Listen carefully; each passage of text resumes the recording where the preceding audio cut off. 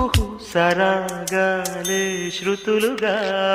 కుశలమ అనే స్నేహం పిలువగా కిలకిల సమీపించే సడులతో ప్రతి పొద పదాలే ఓ పలుకగా కునుకురాక బుట్ట బొమ్మ గుబురు గూదని వనములేచి వద్దకొచ్చి నిద్రపుచ్చని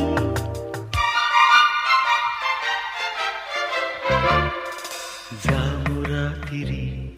జాబిలమ్మ జోలపాడన ఇలా